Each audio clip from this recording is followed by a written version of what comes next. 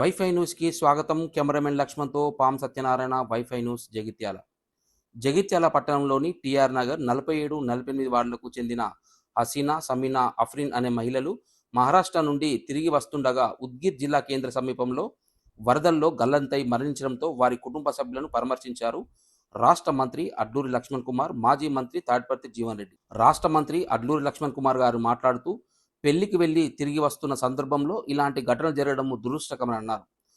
మరణించిన కుటుంబాలకు రాష్ట్ర ప్రభుత్వం నుండి వచ్చే సహాయంతో పాటు ముఖ్యమంత్రితో మాట్లాడి ఆర్థిక సహాయం చేసే విధంగా చర్యలు తీసుకుంటామని, మైనార్టీ వెల్ఫేర్ నుండి రుణ సౌకర్యం కల్పిస్తామని హామీ ఇచ్చారు. మరో మహిళ ఆచూకీ కోసం అక్కడ అధికారులతో మాట్లాడి తొందరలోనే ఆ మహిళ ఆచూకీ కూడా తెలిసే విధంగా చర్యలు చేపడతామని రాష్ట్ర మంత్రివర్యులు అడ్లూరి లక్ష్మణ్ కుమార్ గారు వారి కుటుంబ సభ్యులకు హామీ ఇచ్చారు. కెమెరామెన్ లక్ష్మణ్తో వైఫై న్యూస్ జగిత్యాల.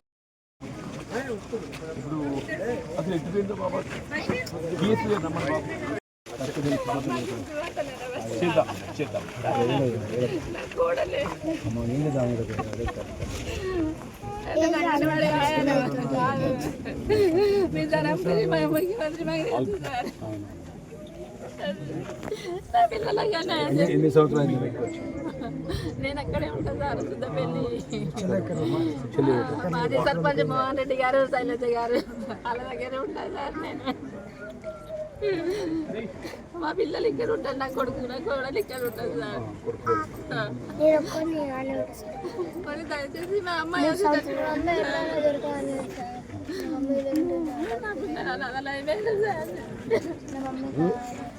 ధైర్యంగా ఉండాలి బిడ్డ, ధైర్యంగా. అనుకోకుండా వరదల లోపల జగిత్యాల జిల్లా టీఆర్ నగర్ వాస్తవులకు సంబంధించినటువంటి అక్కడున్న దేవుడు దైవక్షేత్రానికి వెళ్ళి వస్తున్న సందర్భం లోపల మహారాష్ట్ర బార్డర్లో ఈ సంఘటన జరిగింది. ఏదైతే వరదల్లో కొట్టుకుపోయినటువంటి కుటుంబాలకు, చనిపోయిన కుటుంబాలకు, కొట్టుకుపోయిన కుటుంబాలకు అందరికీ కూడా ప్రభుత్వం అండగా ఉంటుంది. రాష్ట్ర ముఖ్యమంత్రి గారి యొక్క సహాయాన్ని ద్వారా ఆ కుటుంబాలకు ఎక్స్గ్రేషియా ఇచ్చే విధంగా ముఖ్యమంత్రి గారి దృష్టికి తీసుకెళ్తాము. ఈరోజు ఈ అనుకోని సంఘటన విషయంలో ఆ కుటుంబాన్ని చూస్తే చాలా బాధాకరం. ఎందుకంటే అనుకోకుండా ఆ వరద వస్తుంటే ఫోన్లో మాట్లాడుతున్నారు. ఆ వరద వచ్చినప్పుడు కారులో కూర్చొని ఫోన్లో మాట్లాడుతూ ప్రాణాల ఆకాశంలో పోయినట్టు అవుతుంది. చాలా బాధాకరమైన విషయం. ఆ కుటుంబాలన్నిటికీ కూడా, ఆ కుటుంబ సభ్యులందరూ కూడా మేము ధైర్యంగా మీరు ఉండాలి, దేవుడు కూడా మీరు ధైర్యాన్ని ఇవ్వాలని కోరుకుంటూ, ఇక్కడ జీవన్ రెడ్డి గారు నేను కూడా ముఖ్యమంత్రి గారికి స్వయంగా ఉత్తరం రాస్తాను. అనుకోకుండా విపత్తుల్లో లోపల కుటుంబాలకు నష్టం జరిగినా, ప్రాణ నష్టం జరిగినా, ఆస్తి నష్టం జరిగినా ప్రభుత్వం అన్ని విధాలు ఆదుకునే విధంగా ముఖ్యమంత్రి గారి దృష్టికి తీసుకెళ్ళి ఆ కుటుంబాన్ని ఆదుకుంటామనే విషయాన్ని కూడా తెలియజేసుకుంటూ, ప్రత్యేకంగా ఆ ప్రాంతానికి సంబంధించినటువంటి ఏ ప్రాంతంలో జరిగిన ఆ ప్రాంత కలెక్టర్ గారితో, అక్కడ ఎస్పీ గారితో మాట్లాడి ఇంకా ఎవరైతే గల్లంతా ఇప్పటివరకు దొరికిన వారు ఎవరైతే ఉన్నారో వారిని కూడా తక్షణమే అన్ని విధాలు కూడా ప్రభుత్వం నుంచి, ఆ ప్రభుత్వం ద్వారా అవి ఏ వరద అయినా ఆ వరద లోపల ఆ బాడీ దొరికే విధంగా అధికారులతో కూడా కోరడం జరుగుతున్న విషయాన్ని కూడా నేను మనవి చేసుకుంటూ, ఆ కుటుంబ సభ్యులందరూ కూడా మన ఈ జిల్లా మంత్రిగా నేను కానీ, పెద్ద జీవన్ రెడ్డి గారు కానీ, ముఖ్యమంత్రి గారి తరఫున ఎంత సాధ్యమైతే అంత సాధ్యం వాటిని ఆదుకుంటాం.